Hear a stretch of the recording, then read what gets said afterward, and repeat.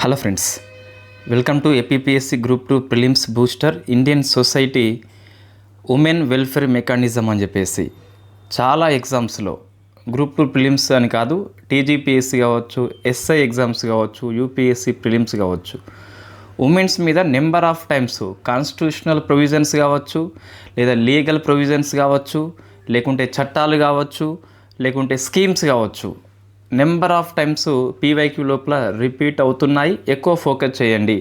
మనము పీవైక్యూ చేస్తున్నాము, అయితే సొసైటీకి మాత్రము పీవైక్యూ కాకుండా షార్ట్ రివిజన్ నోట్స్ మీద ఎక్కువ ఫోకస్ చేస్తూ పీవైక్యూ కూడా కవర్ చేస్తున్నాం. మిగతా జాగ్రఫీ, హిస్టరీ మాత్రము పీవైక్యూ ఏవైతే ఎక్కువగా అడుగుతున్నాడో వాటిని కవర్ చేస్తూ బుల్లెట్ పాయింట్స్ మాత్రం ఇస్తున్నాం. సొసైటీ ఎందుకు ఎక్కువ ఇస్తున్నాము అంటే మన సొసైటీ ఫుల్ కోర్స్లో నోట్స్లో కొన్ని గ్యాప్స్ ఉన్నాయి కాబట్టి వాటిని కవర్ చేయాలని చెప్పేసి ఇండియన్ సొసైటీ మాత్రం మనము ఆల్మోస్ట్ మీ ప్రిలిమ్స్కు ఫుల్గా పనికొస్తుంది.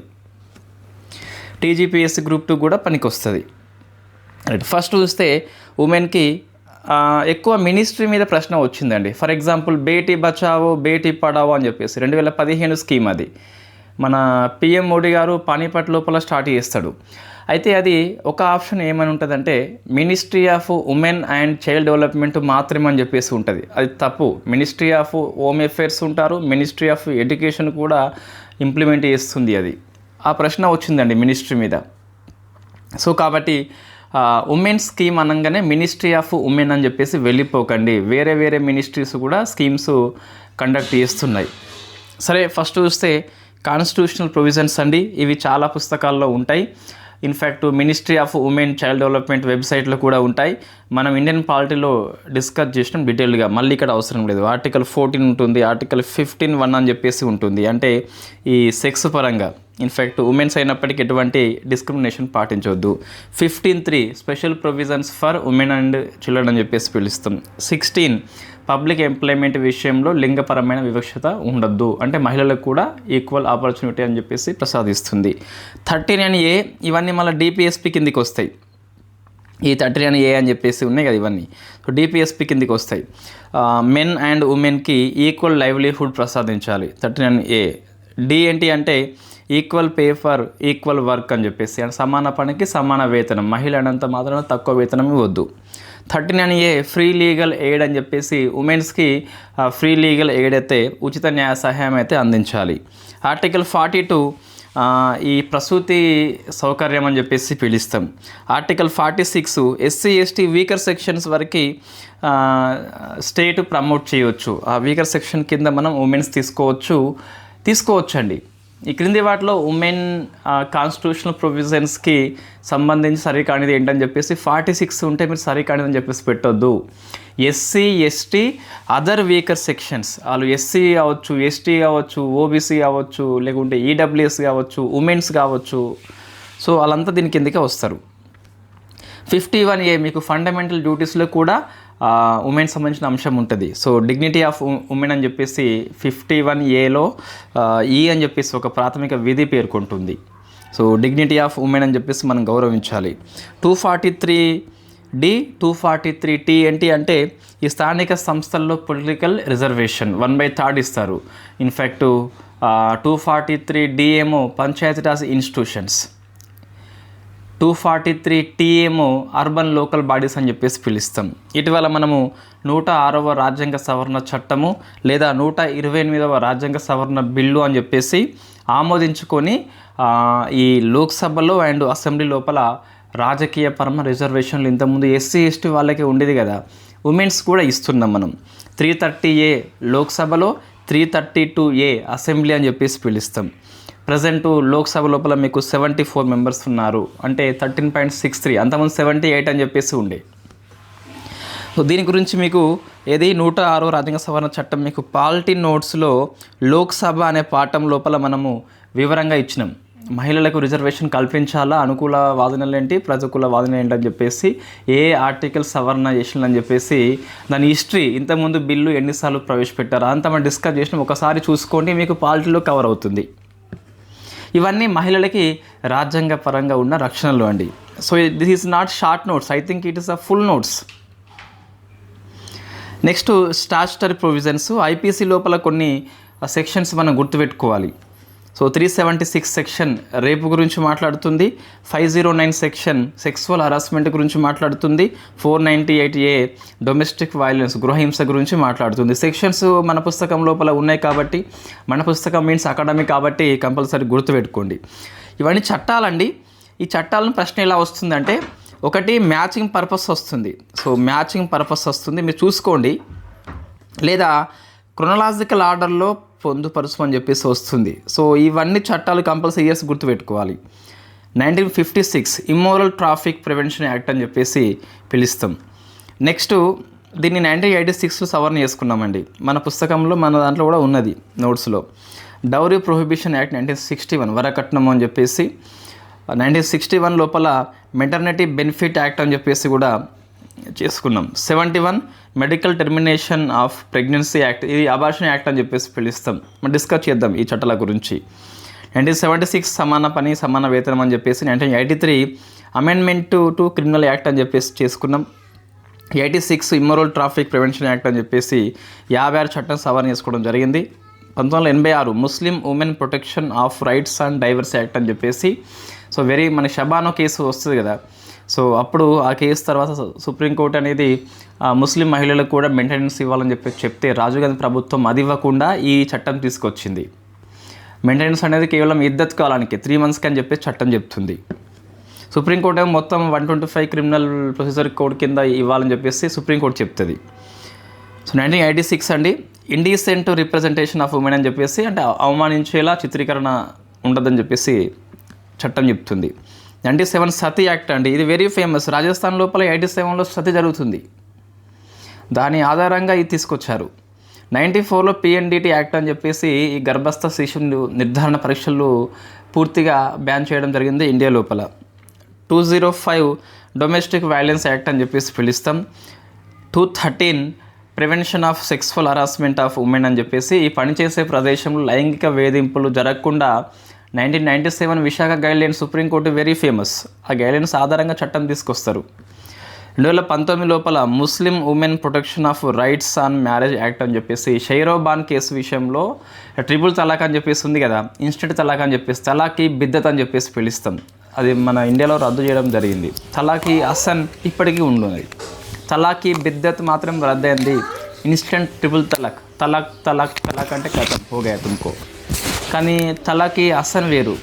సో 3 periods వచ్చేంత టైం వరకు మనం వెయిట్ చేయాలి. 3 times చెప్పాలి తలకు, కానీ ఇన్స్టెంట్గా కాదు, 3 times చెప్పాలి.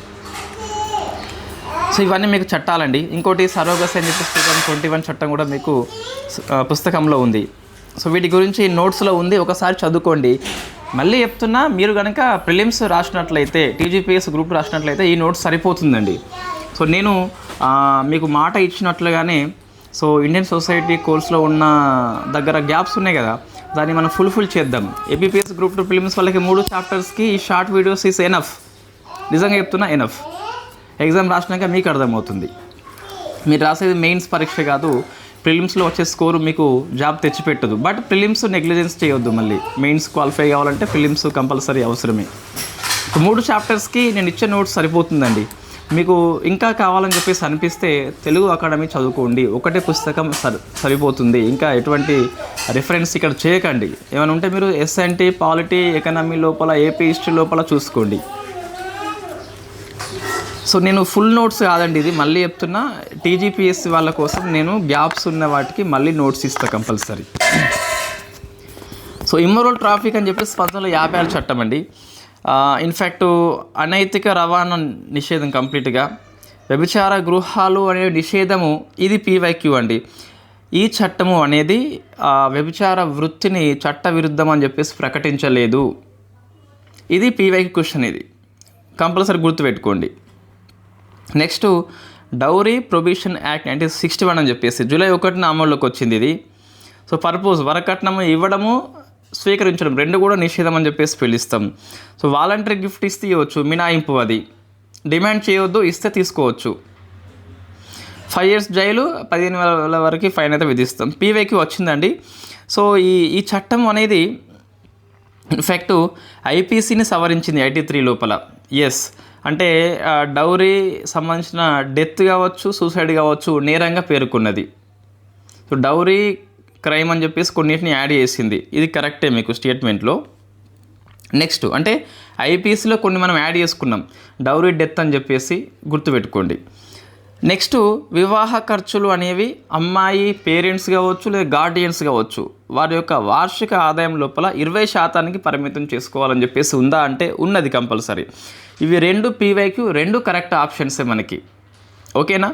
డౌరీ క్రైమ్స్ డెత్ అని చెప్పేసి డౌరీ డెత్గా పిలుస్తాం. పెళ్ళైనాక 7 years అయిపోవాలి డౌరీ డెత్ మనము నమోదు చేయాలంటే.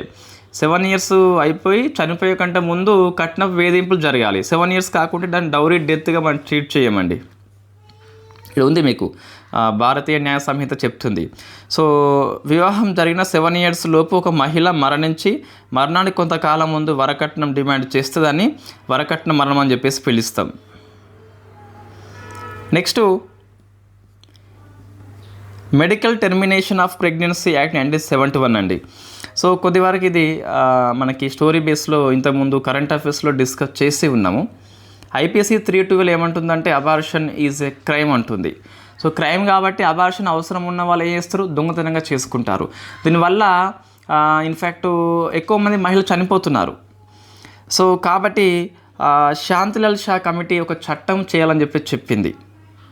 అదే medical termination of pregnancy act అని చెప్పేసి పిలుస్తాం. అంటే కొన్ని కండిషన్స్ లోపల డాక్టర్స్ యొక్క అడ్వైస్ తీసుకొని ఒపీనియన్ తీసుకొని అబార్షన్ అనుమతి ఇవ్వచ్చు. సో శాంతిలాల్ షా కమిటీ గుర్తుపెట్టుకోండి కంపల్సరీ. సో సవరణ 2021లో వేసినామండి. సో గర్భధారణ కాలం అనేది అంతకుముందు 12 weeks వరకే ఉండే కదా, ఇప్పుడు 20 weeks అని చెప్పేసి, అంటే అబార్షన్కి అనుమతి ఇవ్వాలంటే 12 weeks ఉండే. 2021లో సవరణ చేసుకొని 20 weeks చేసినాం. ఒక డాక్టర్ ఒపీనియన్ ఈజ్ ఎనఫ్. పెళ్లి కాని స్త్రీ కూడా దీనికి మనం యాడ్ చేసినాం. నెక్స్ట్ అంటే పెళ్ళైన మహిళ, పెళ్లి కాని మహిళ అని చెప్పేసి ఆర్టికల్ 14 ఉల్లంఘన కాబట్టి డిస్క్రిమినేషన్ ఉండదు కాబట్టి వాళ్ళని కూడా యాడ్ చేసుకున్నాం. సో 20 weeks వరకు ఒక డాక్టర్ ఒపీనియన్ అవసరం ఉంటుంది. 24 week కూడా అనుమతి ఉంటుంది, but special conditions are there, 2 doctors are there. ఏంటి కండిషన్ అంటే రేప్ జరిగి ఉండాలి, లేదా మైనర్ బాలిక అయి ఉండాలి, వైవాహిక స్థితి మార్పు అని చెప్పేసి, అంటే విడో అయినా కావచ్చు లేదా డైవర్స్ అయినా కావచ్చు. సో ఇన్ఫ్యాక్ట్ ప్రెగ్నెన్సీ వచ్చింది, డైవర్స్ తీసుకున్నారు, ప్రెగ్నెన్సీ వచ్చింది, విడో అయింది. సో అప్పుడు ఆమె యొక్క సంరక్షణ అనేది ఈమెకి ఎక్కువ ఇబ్బంది కలగవచ్చు. అటువంటి టైంలో ఇద్దరు డాక్టర్లు అనుమతిస్తే ఎస్ అబార్షన్కి అనుమతి ఇవ్వచ్చు. 24 weeks వరకు ఇది అవకాశం ఉంటుంది. ఇంకా మహిళకి ఏమన్నా హ్యాండిక్యాప్డ్ ఉన్నట్లయితే, మానసిక అనారోగ్యం ఉన్నట్లయితే, లేకుంటే ఆ పిండస్థ శిశువే అబ్నార్మాలిటీస్ ఏమన్నా కలిగి ఉన్నట్లయితే, డిజాస్టర్స్ ఎమర్జెన్సీ వచ్చినప్పుడు కూడా 24 weeks వరకు 2 doctors అనుమతి అండి. 2021 సవరణ ఏమంటుంది అంటే, సో 20 weeks ఒక డాక్టర్ ఉంటే, బట్ కొన్ని కండిషన్స్ అప్లై చేస్తాం. 24 weeks కొన్ని కండిషన్స్ అప్లై చేస్తాం మనం. 24 weeks తర్వాత అవకాశం ఉందా అంటే ఉన్నదండి. సో స్టేట్ మెడికల్ బోర్డు నిర్ణయిస్తుంది, 4 members కలిగి ఉంటారు. ఒకటే గ్రౌండ్ అక్కడ ఫ్యూటల్ ఏదైతే ఉందో, శిశువు ఏదైతే ఉందో అబ్నార్మాలిటీస్ కలిగి ఉండాలి. సో ఏమైనా నాడీ వ్యవస్థ లోపల లాంటి లేదా పుట్టితే ఆమెకే ప్రమాదం అని చెప్పేసి అట్లా రిపోర్ట్ కనుక స్టేట్ మెడికల్ బోర్డు ఇస్తే 24 weeks అయినాక కూడా అలో చేస్తాం. సుప్రీంకోర్టు 142 ఆర్టికల్ ఉపయోగించుకొని కొన్ని ఎక్స్ట్రీమ్ కండిషన్స్ లోపల సో ఏం లేకపోయినా 24 weeks తర్వాత కూడా ఇస్తుంది. అది డిఫరెంట్ కండిషన్స్ ఆర్ దేర్, మనం ఇక్కడ డిస్కస్ చేయొద్దు, అది అవసరం లేదు కూడా. సో పీవైక్యూ సరైనది ఏంటని చెప్పేసి ఇది పీవైక్యూ అండి. 24 weeks తర్వాత అబార్షన్ నిర్ణయించేది స్టేట్ మెడికల్ బోర్డా, ఇది కరెక్టే. నెక్స్ట్ అత్యాచార బాధితులు కావచ్చు, దివ్యాంగులు కావచ్చు, మైనర్స్ కావచ్చు, ఇద్దరు డాక్టర్స్ సలహా మేరకు 28 weeks వరకు కాదు 24 weeks వరకే అనుమతి ఉంటుంది. 24 weeks వరకే ఇద్దరు డాక్టర్స్ అనుమతి ఇవ్వచ్చు. 24 తర్వాత స్టేట్ మెడికల్ బోర్డుకి వెళ్ళిపోతుంది.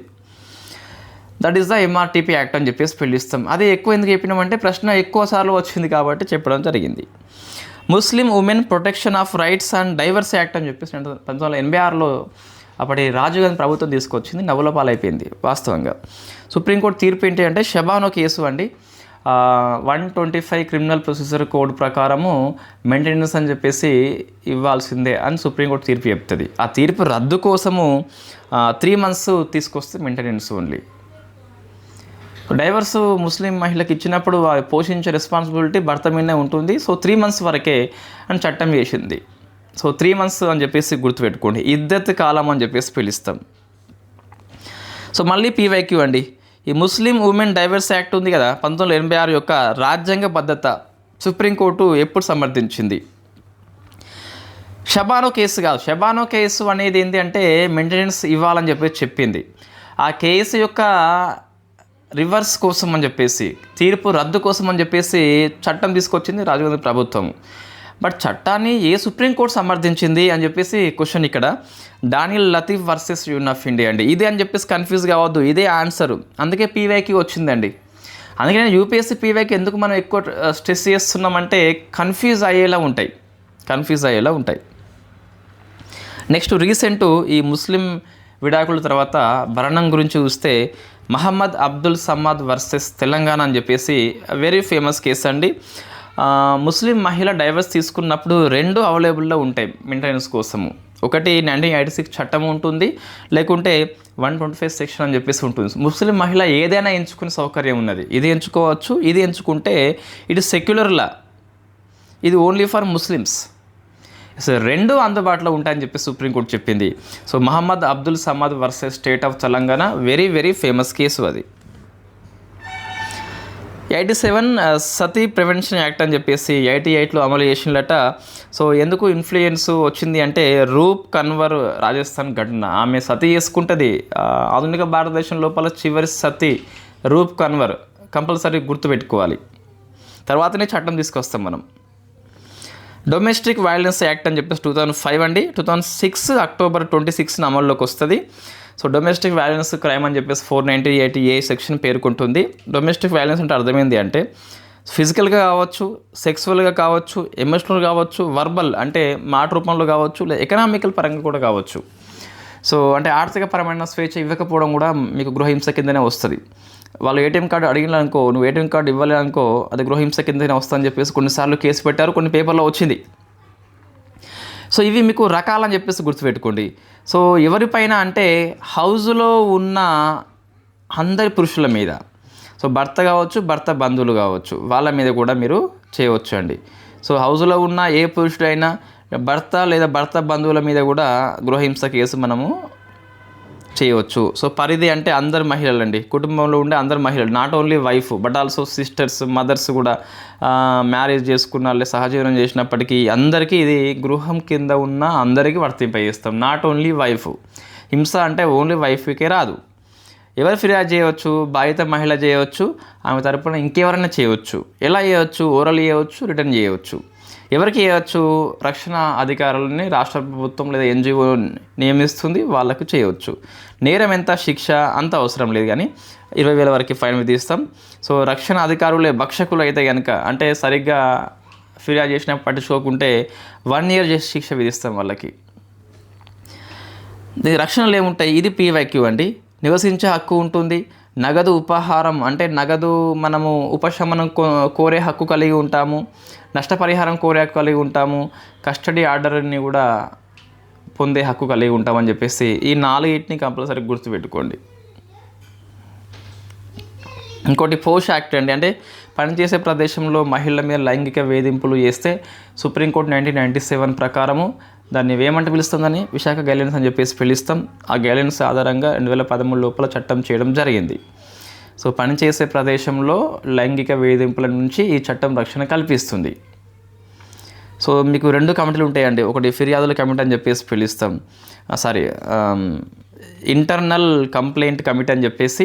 సో 10 లేదా అంతకంటే ఎక్కువ ఉన్న సంస్థలు ఉంటాయి కదా, వాళ్ళు ఐసీసీని ఏర్పాటు చేయాలి. అందులో 4 members ఉంటారు, కనీసం సగం మంది ఉమెన్స్ అని చెప్పేసి ఉంటారు.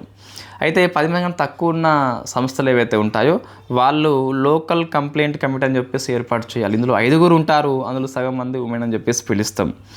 అంటే 10 మంది కంటే ఎక్కువ ఉంటే 10 మంది ఉంటే ఇంటర్నల్ కంప్లైంట్ కమిటీ అయితే, 10కి తక్కువ ఉంటే లోకల్ కంప్లైంట్ కమిటీ అంటాం.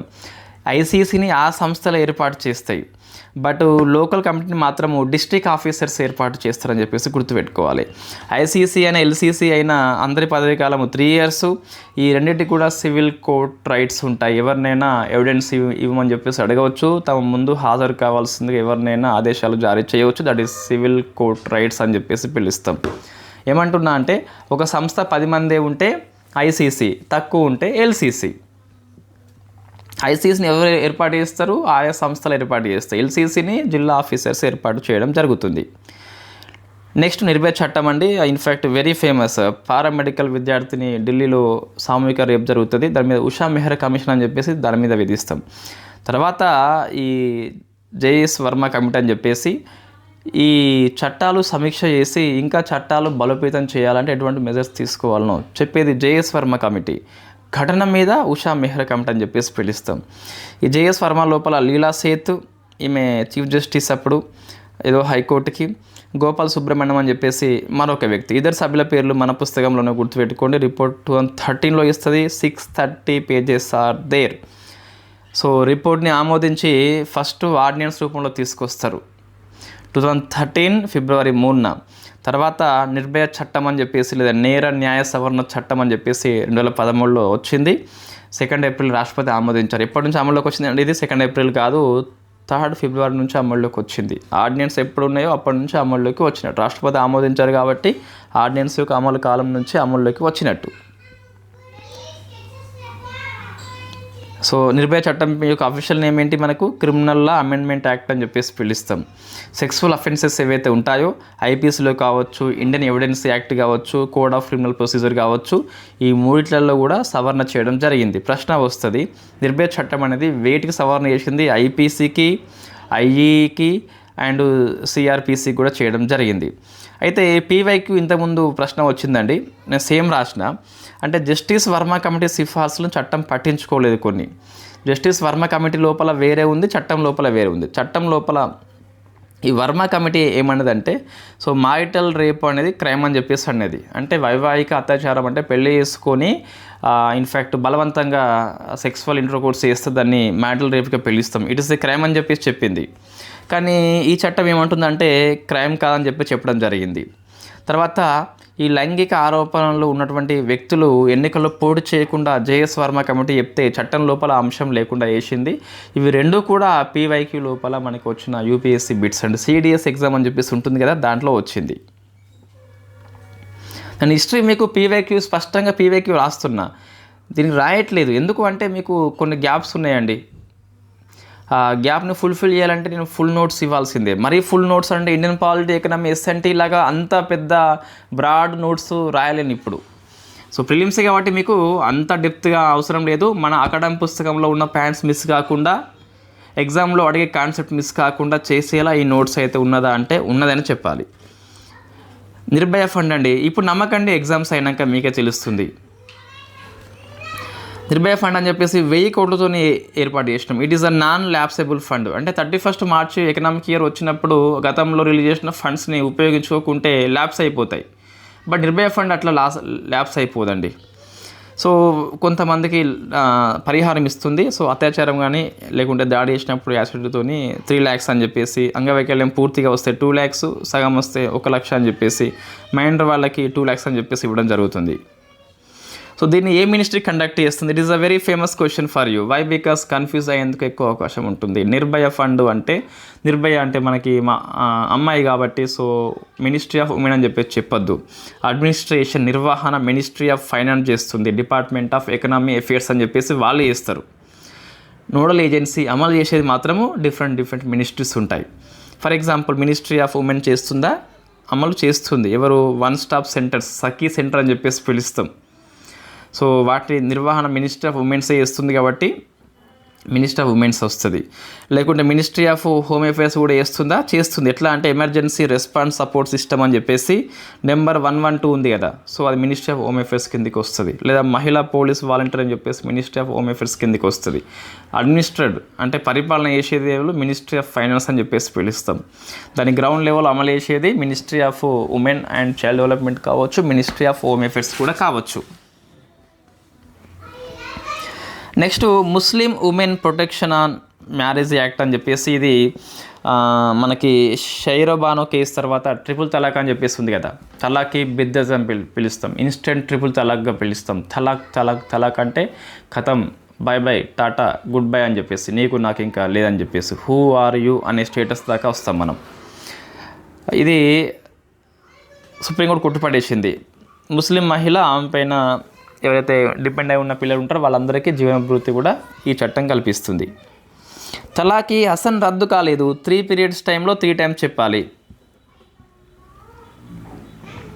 సరోగసీ యాక్ట్ 2021-22లో అమల్లోకి వస్తుంది. సో ఎవరికి అనుమతి అంటే సరోగస్ చేయించుకోవాలంటే సంతానం లేని వారికి ఓన్లీ హెల్పింగ్ నేచర్లో మాత్రమే అనుమతి ఉంటుంది. వాణిజ్య సరోగసీ డబ్బులకి సరోగసీ అనేది లేదు. కేవలం వైద్య ఖర్చులు, బీమా ఖర్చులు మాత్రం భరించాలి అంతే. సో మరి అర్హత ఏంటి అంటే చట్టబద్ధంగా పెళ్లి చేసుకున్న భారతీయ జంట, అబ్బాయి అయితే 26 నుంచి 55 ఏళ్ళు ఉండాలి, అమ్మాయి అయితే 25 నుంచి 50 ఏళ్ళు ఉండాలి. సో ఇది 55, ఇతం 50 అని చెప్పేసి 5 years కలిసి ఉండాలి. మ్యాక్సిమం కష్టపడిన తర్వాత కూడా పిల్లలు కాకుంటే ఇన్ఫెక్ట్ అప్పుడు అవకాశం ఉంటుంది. అండ్ ఇక్కడ చూస్తే మీకు ఒకరికి వైద్యపరమైన సమస్యలు ఉంటే ఓకే. సో ఇన్ఫ్యాక్ట్ స్ప్రెమ్లో లేకుంటే ఈ ఓవరీ లోపల ఏమైనా లోపాలు ఉంటే, ఎవరైనా ఒకరి లోపాలు ఉంటే చట్టం ప్రకారం సరోగస్ చేయించుకోవచ్చు. ఇద్దరికి లోపాలు ఉంటే అనుమతి లేదు. మళ్ళీ ఇక్కడ ఇద్దరికి ఉంటే అయితే అర్హత ఉండదు, అది గుర్తుపెట్టుకోండి.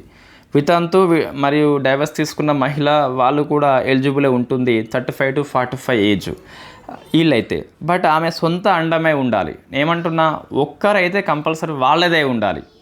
ఇక్కడ ఎవరన్నా ఒక్కరు, ఇక్కడ మాత్రం ఇవి ఉన్నదే ఒక్కరు కాబట్టి ఆ ఒక్కరిది అండం కంపల్సరీ ఉంది. అండం లేకుంటే నీకు సరోగస్కి అవకాశం లేదు. సరోగట్ మదర్ అని చెప్పేసి ఆమె ఉంటుంది కదా, ఎవరైతే గర్భం మోస్తారో ఆమె వయసు 25 నుంచి 35 ఏళ్ళు ఉండాలి. అప్పటికి ఆమె ఒక బిడ్డకి జన్మనిచ్చి ఉండాలి. అండ్ ఒకసారి సరోగట్ మదర్గా ఉండొచ్చు, 2 సార్లు అయితే ఉండరాదు అది టెక్నికల్లీ. బట్ మీకు బయట చూస్తే చాలామంది అర్ధ గర్భానికి డబ్బులు తీసుకొని చేస్తారు. సో చైల్డ్ మరి ఎవరి చైల్డ్ అంటే ఎవరైతే సరోగసీ మదర్ ఉందో ఆమెకు కాదు, ఎవరైతే సరోగసీ మదర్ని చేయించారో వాళ్ళకి బిడ్డ మీద కంప్లీట్ రైట్స్ ఉంటాయి. సరోగట్ మదర్కి అయితే రైట్స్ ఉండవు. స్కీమ్స్ అండి. సో ఇక్కడ నేను స్కీమ్స్ మనం ఆల్రెడీ డిస్కస్ చేసినాం గవర్నమెంట్ పాలసీ 2024 లోపల. బట్ ఇక్కడ మీకు ఉమెన్ సంబంధించిన ఒక దగ్గర రాయడం జరిగింది. సో ICDS అండి, మన అంగన్వాడీ ఉంది కదా, సో దాని కిందకి వస్తుంది. మినిస్టర్ ఆఫ్ ఉమెన్ కండక్ట్ చేస్తుంది. అంటే 6 months to 6 years వాళ్ళకి న్యూట్రిషన్ సపోర్ట్ ఇస్తారు, ప్రెగ్నెంట్ ఉమెన్ వాళ్ళకి ఇస్తారు, లాక్టేటింగ్ మదర్స్ వాళ్ళకి కూడా ఇస్తారు, అడల్సెంట్ గర్ల్స్కి కూడా ఇస్తారు. ఎర్లీ చైల్డ్హుడ్ కేర్ ఉంటుంది అండ్ ఎడ్యుకేషన్ కూడా 6 years వరకు ఉంటుంది అంగన్వాడీ లోపల. మీకు తెలిసిందే ఆల్రెడీ, ఇక్కడ పెద్ద ఏమీ లేదు. జనని సురక్ష యోజన అని చెప్పేసి 2005లో స్టార్ట్ చేసుకున్నాం. హెల్త్ మినిస్ట్రీ అండి, మినిస్ట్రీ ఆఫ్ ఉమెన్ కాదు, మరి నేషనల్ హెల్త్ మిషన్ కింద స్టార్ట్ చేసుకున్నాం. ఇక్కడ ఏంటి దీనివల్ల అంటే మెటర్నల్ మోర్టాలిటీ తగ్గిపోయింది, దాంతోపాటు శిశు మరణాలు తగ్గిపోయినాయండి. ఎట్లా అంటే గవర్నమెంట్ ప్రైవేట్ హాస్పిటల్ లోపల ఇన్స్టిట్యూషనల్ డెలివరీ పెంచడం, అంటే ఇంటి దగ్గర కాకుండా హాస్పిటల్లో ప్రసవించడం. సో దాని కారణంగా ఎక్కువ శిశు మరణాలు కావచ్చు లేదా మాతృ మరణాలు ఏవైతే ఉన్నాయో తగ్గిపోయినాయంటే అవునని చెప్పాలి. సో లబ్ధి చూస్తే మీకు BPL మదర్ అండి, బిలో పావర్టీ లైన్ కింద ఉన్న పూర్ ఉమెన్స్ అందరూ, వాళ్ళు గ్రామీణ ప్రాంతం కావచ్చు లేదా అర్బన్ ప్రాంతం కావచ్చు. ఎంత ఇస్తారు? నాకు 1000 మాత్రం ఇస్తారండి.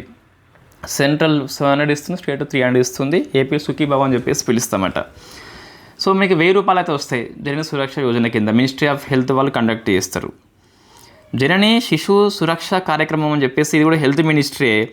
సో ఫ్రీ నార్మల్ డెలివరీస్ అని చెప్పేసి పబ్లిక్ హాస్పిటల్ లోపల. So free food, medicine, free transport కూడా డయల్ 102కి వేస్తే free transport also available home నుంచి హాస్పిటల్కి. సో ఇన్ఫాంట్ సిక్ అయినప్పుడు కూడా 1 year ఏజ్ వరకు కూడా వీళ్ళకి ట్రీట్మెంట్ అయితే ఇస్తారట. జనని శిశువు కూడా అంటాం అందుకే దీన్ని. సురక్షిత మాతృత్వ ఆశ్వాసన అని చెప్పేసి మరొక హెల్త్ మినిస్ట్రీ స్కీమ్ 2019 లోపల. ప్రెగ్నెంట్ ఆమె విజిట్ గవర్నమెంట్ హాస్పిటల్. సో ఒకవేళ డాక్టర్స్ నర్సు కనుక నెగ్లెక్ట్ చేస్తే మనం హెల్ప్ లైన్కి చేయవచ్చు. దాని పేరు సుమన్ అని చెప్పేసి it is a web portal పేరు అండి. సో ఇది ఏంటి, జస్ట్ కంప్లైంట్ ఇచ్చేదండి ఇది సురక్షిత మాతృత్వ ఆశ్వాసన అంటే. నెక్స్ట్ PM సురక్షిత మాతృత్వ అభియాన్ 2016 లోపల health ministry it is also. Every మంత్లో 9th date నాడు మనం వెళ్తే వాళ్ళు మనకి మెడిసిన్స్ లాంటివి ఇస్తారు. 2nd trimester కావచ్చు, 3rd trimester కావచ్చు. సో మీకు ఇచ్చిన కార్డు మీద గ్రీన్ స్టిక్కర్స్ ఉంటేనేమో మీ ప్రెగ్నెన్సీ రిస్క్ లేదు, రెడ్ స్టిక్కర్ ఉంటాయి కనుక హై రిస్క్ ప్రెగ్నెన్సీ. 25 కేటగిరీల రకాలు ఉంటాయి అటు. ఇందులో హై రిస్క్ లోపల 25 కేటగిరీలు ఉంటాయి కదా, అందులో ఏదో ఒకటి కేటగిరీ అని చెప్పేసి అనుకోండి మీది. రెడ్ స్టిక్కర్ ఉంటే కొంచెం రిస్క్ ప్రెగ్నెన్సీ. సో మరి ఎవరు డాక్టర్స్ చూస్తారంటే not only government but also private voluntary బేస్లో వచ్చి చూడవచ్చు వాళ్ళు. ఇది కూడా ప్రశ్న వచ్చింది కాబట్టి మనకు 3 సింబల్స్ ఇచ్చినాం. అంటే ఈ స్కీమ్ లోపల ప్రైవేట్ డాక్టర్స్ కూడా అనుమతి ఉంటుంది, వాళ్ళు కూడా వచ్చి చూడవచ్చు అన్నట్టు. సో 1,2017 ఇది కూడా హెల్త్ మినిస్ట్రీ అండి. Labour room quality improvement initiative అంటే మన ఏదైతే ప్రసవం చేస్తారో ఆ రూమ్ కొంచెం మంచిగా ఉండాలని చెప్పేసి, అన్ని ఇన్ఫ్రాస్ట్రక్చర్స్ ఉండాలని చెప్పేసి స్కీమ్ తీసుకొచ్చారు. ఇంకోటి కాయకల్ప అని చెప్పేసి మనకి స్వచ్ఛ భారత్ మిషన్ లోపల అవార్డు ఇస్తాం. అదేమో హాస్పిటల్ క్లీన్గా ఉంటే. ఈ కాయకల్ప వేరు, ఈ 1,00,000 వేరు. చూడండి ఎంత మనము దాన్ని సింప్లిఫై చేసినామో. ఇది రాసేటప్పుడు నీకు గుర్తుకు రావాలి కంపల్సరీ. మిషన్ పరివార్ వికాస్ అని చెప్పి 2016లో మళ్ళీ హెల్త్ మినిస్ట్రీ ఫ్యామిలీ ప్లానింగ్ కోసం ఆ స్కీమ్ పనిచేస్తుంది. ప్రధానమంత్రి మాతృవందన యోజన ఇది ఉమెన్ మినిస్ట్రీ మళ్ళీ 2017 నుంచి వచ్చింది. మిషన్ శక్తి అని చెప్పేసి ఉంటే దాని కింద దీన్ని మనము ఎంత ఇస్తున్నామండి, ఒక చైల్డ్ పుడితే 5,000 ఫస్ట్ అయితే 2 దశల్లో ఇస్తాం. సెకండ్ చైల్డ్ అమ్మాయి అయితే 6,000 ఇస్తాం. సో సింగిల్ పేమెంట్లో ఇస్తాం. ఇది మన ఇంతకుముందు 5,000 వచ్చేది, ఒక 1,000 రూపాయలేమో JSY నుంచి వచ్చేది మనకి. ఇప్పుడు ఏంటి అంటే సెకండ్ చైల్డ్ అమ్మాయి అయితే కనుక 6,000 వీళ్ళే ఇస్తున్నారు మాతృవందన కింద. ఓకే, ఒకసారి మళ్ళీ బ్యాక్ వెళ్ళి చూసుకోండి, లేక వీడియోని పాజ్ చేసి చూసుకోండి. అనిమియా ముక్తు భారత్ అని చెప్పి ఇవన్నీ స్కీమ్సే అండి. సో అనిమియా ముక్తు భారత్ అని చెప్పేసి 3-6 అప్రోచ్ అండి. 6 పాపులేషన్ గ్రూప్ వాళ్ళు కవర్ అవుతున్నారు. ఇది మరి ఎందుకు ఉమెన్స్ వస్తుందండి, ఇక్కడ pregnant women, lactating women, reproductive age women అని చెప్పేసి 15 నుంచి 49 ఏళ్ళ వయసు వాళ్ళకి వర్తింపజేస్తాం. సో మిగతా గర్ల్స్ కూడా వస్తుంది, బాయ్స్ కూడా వస్తుంది. నెక్స్ట్ 6 జోక్యాలండి, అంటే దానిలో ఐరన్, ఫోలిక్ యాసిడ్ సప్లిమెంట్స్. ఇది గుర్తుపెట్టుకోవాలి. ఇది PYQ మీకు ఎకనామీ లోపల వచ్చినటువంటి నోట్స్. ఇది ఎకనామీలో వస్తుందా, ఇది వస్తుందా అండి? వస్తుంది. ఫుడ్ సెక్యూరిటీ పాఠం లోపల ఎకనామీ కోర్స్ మీరు ఓపెన్ చేయండి, వ్యవసాయం పాఠం ఓపెన్ చేయండి, ఫుడ్ సెక్యూరిటీ ఓపెన్ చేయండి, అందులో ఇది ఉంటుంది. ఆ పేజే మళ్ళీ ఇక్కడ ఇంపోర్ట్ చేసుకున్నాం మనం. డీవార్మింగ్ ఉంటుంది, స్పెషల్ ఫోకస్ ఆన్ మలేరియా అని చెప్పేసి ఇవన్నీ ఉన్నాయి. ఇన్స్టిట్యూషనల్ మెకానిజం అని చెప్పేసి. నెక్స్ట్ బేటీ బచావో బేటీ పడావో 2015లో బాలిక విద్య ప్రోత్సహించడం, శిశు మరణాలు ఆడవాళ్ళై ఆపేయడము. సో మరి ఏది మినిస్ట్రీ అంటే మినిస్ట్రీ ఆఫ్ ఉమెన్ మాత్రమే కాదు, ministry of women education and health and family welfare అని చెప్పేసి. సో ఇది health and family welfare, ministry of home affairs కాదు, సారీ. ఈ ముగ్గురితో పాటు మొన్న మనం యాడ్ చేసుకున్నామండి స్కిల్ డెవలప్మెంట్, ఎంటర్‌ప్రెన్యూర్‌షిప్ ఒకటి, మైనారిటీ అఫేర్స్ ఒకటి. వీటిని మనం కొత్తగా యాడ్ చేసుకున్నామండి. సో పానీపట్ లోపల స్టార్ట్ చేసుకున్నాం. ఈ పథకాన్ని మినిస్ట్రీ ఆఫ్ ఉమెన్ మాత్రమే కాదు, it is a wrong statement. అది PYQ క్వశ్చన్ మీకు. కస్తూర్బా గాంధీ ఈ ఎడ్యుకేషన్ మనకి 6th నుంచి ఇంటర్మీడియట్ వరకు. ఉడాన్ CBSE వాళ్ళ స్కీమ్, ఇది free coaching for entrance exam ఉమెన్స్కి. ప్రగతి ఇదేమో All India Council Technical Education యొక్క స్కీము, IIT టెక్నికల్ కోర్సెస్ లోపల స్కాలర్షిప్ అందిస్తుంది. Udaan for CBSE, Pragati for AICTE scheme. Safety కావచ్చు, హాస్టల్స్ కావచ్చు, షెల్టర్ కోసం ఇటువంటి స్కీమ్స్ పనిచేస్తున్నాయి. షీ బాక్స్ అని చెప్పేసి ఈ పోష్ యాక్ట్ కింద మనము ఆన్లైన్ పోర్టల్ అని చెప్పేసి పిలుస్తాం. నువ్వు ఆన్లైన్లో ఫిర్యాదు చేయవచ్చు. హెల్ప్ లైన్ నెంబర్ 181 అని చెప్పేసి ఉంటుంది. మిషన్ శక్తి వెరీ ఫేమస్. దీనిలో 2 ఉంటాయండి, సంబల్ ప్లస్ సామర్థ్య అని చెప్పేసి. సంబల్ ఫర్ సేఫ్టీ అని చెప్పేసి ఉంటుంది. సేఫ్టీ అంటే సఖీ వన్ స్టాప్ సెంటర్స్. ఎవరైతే డొమెస్టిక్ పరంగా కావచ్చు, లేదా రేప్ పరంగా కావచ్చు, లేకుంటే ఈ వ్యభిచార వృత్తి కావచ్చు, లేదా అక్రమ రవాణా కావచ్చు, ఇట్లా అయినప్పుడు వీళ్ళ కోసం ఏర్పాటు చేయబడ్డదే వన్ స్టాప్ సెంటర్స్ అని చెప్పేసి కౌన్సిలింగ్ లాగా ఇస్తారంట వాళ్ళు. బేటీ బచావో బేటీ పడావో, నారీ అదాలత్ అని చెప్పేసి న్యాయ సహాయం అందిస్తాం. సో ఈ 3 కూడా మీకు సంబల్ కింద వస్తుంది. ఇంకోటి సామర్థ్య అంటే ఇట్ ఈస్ ద ఎంపవర్మెంట్.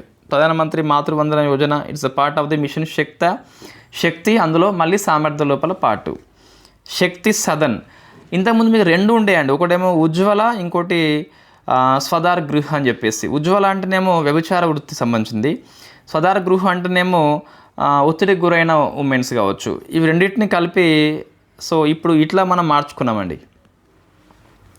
సఖీ నివాస్ అని చెప్పేసి ఉంటుంది. So women working hostel. దీంట్లో పాటు ఎవరైతే చిన్నపిల్లలు ఉంటారో వాళ్ళని వదిలేసి కూడా వాళ్ళు వర్కింగ్కి వెళ్ళవచ్చు. దట్ ఇస్ కాల్డ్ క్రిచే స్కీమ్ అని చెప్పేసి పిలుస్తాం, లేదా పల్లా అని చెప్పేసి పిలుస్తాం. సో మీకు సామర్థ్యం అంటే ఎంపవర్మెంట్ కోసం పనిచేస్తుంది. నెక్స్ట్ అగ్రికల్చర్ మినిస్ట్రీ కూడా కొన్ని స్కీమ్స్ ఇంప్లిమెంట్ చేస్తుంది. మహిళా కిసాన్ సశక్తీకరణ్ పరియోజన అని చెప్పేసి వ్యవసాయ ఆధారిత జీవనోపాధి మహిళలకు కల్పిస్తుంది.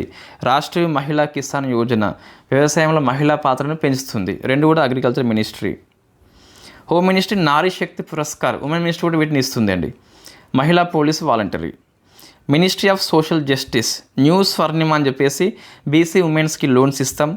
మహిళా సమృద్ధి యోజన బీసీ ఉమెన్కి అండ్ ఇతర పూర్ ఉమెన్స్ కూడా లోన్స్ ఇస్తాం. Through the national backward classes financial development corporation అని చెప్పేసి ఎన్బీసీ ఎఫ్డీసీ అని చెప్పేసి ఉంటుంది. Science and technology ministry. So వైజ్ అని చెప్పేసి స్కీమ్ మనం ఇంప్లిమెంట్ చేస్తున్నాం. Women in science and technology and engineering. STEM అని చెప్పేసి ఉంటుంది ఇంకోటి. ఎంప్లాయ్మెంట్ స్కిల్లింగ్ అండి. మహిళా ఈ హార్ట్ బజార్లు ఉమెన్ మినిస్ట్రీ కండక్ట్ చేస్తుంది. Stand up India department of finance conduct చేస్తుంది. ఎస్సీ ఎస్టీ ఉమెన్స్కి లోన్స్ ఇస్తాం మనం. సో మహిళా సమృద్ధి యోజన అని చెప్పేసి మీకు ఇక్కడ వచ్చింది, ఇంతకుముందు మీకు ఇక్కడ వచ్చింది, మళ్ళీ ఎందుకు రాసినాం మనం. సో ఇది ఎకనామిక్ కింద కాబట్టి రాసినాం అన్నీ, అంటే ఎంప్లాయ్మెంట్ కింద కాబట్టి రాసినాం. నేషనల్ రూరల్ లైవ్లీహుడ్ మిషన్ అని చెప్పేసి డ్వాక్రా గ్రూప్ మహిళలకి స్కీమ్ అది. ఇంకోటి జెండర్ బడ్జెట్ అనే కాన్సెప్ట్ 2005-6లో మనకు వచ్చింది కదా. సో అంటే ఉమెన్కి ఏ స్కీమ్స్ ఉన్నాయని చెప్పేసి బడ్జెట్లో మనం స్పెషల్గా మెన్షన్ చేస్తాం. 26-27 బడ్జెట్ లోపల 5 లక్షల కోట్లు కేటాయించినామండి. It is the highest ever. మొత్తం ఫండింగ్ లోపల మొత్తం వ్యయం లోపల 9.37% ఉమెన్స్ కోసమే చేస్తున్నాం. సో ఫ్యాక్ట్ ఇది మన పుస్తకంలో ఉన్న అకాడమీ లోపల 2001 జాతీయ మహిళా ప్రణాళిక అని చెప్పేసి, 1975 ఇంటర్నేషనల్ ఉమెన్ ఇయర్ అని చెప్పేసి, 75-85 డికేడ్ ఫర్ ఉమెన్ అని చెప్పేసి పిలుస్తాం. Women conference Mexico, Copenhagen, Nairobi, Beijing ఇవి ఇంటర్నేషనల్ లెవెల్లో అయితే, ఇవి నేషనల్ లెవెల్లో బాంబే, పాట్నా, కాలికట్, 5వది తిరుపతి ఫ్రమ్ ఏపీ. మహిళల కోసం ఫస్ట్ గవర్నమెంట్ సంస్థ కేంద్ర సాంఘిక సంక్షేమ మండలి అని చెప్పేసి దుర్గాబాయి దేశ్ముఖ్ కీలక పాత్ర పోషించింది. 15 అక్టోబర్ ఉమెన్ ఫార్మర్స్ డే అని చెప్పేసి పిలుస్తాం. 2026ని యుఎన్ఓ అనేది ఉమెన్ ఫార్మర్ ఇయర్గా ప్రకటించింది. ఇవే అండి, కొద్దిగా వేగంగా చెప్పి ఉంటే ఉండవచ్చు. వై బికాస్ మొత్తం ఫ్యాక్ట్ అంశాలు ఉన్నాయి కాబట్టి దీనికి మళ్ళీ గంట అవసరం లేదు. నోట్స్ చదువుకోండి బాగా, ప్రిలిమ్స్ కోసం మీకు it is enough. TGPSC group 2 కూడా సరిపోతుందండి. So thank you very much.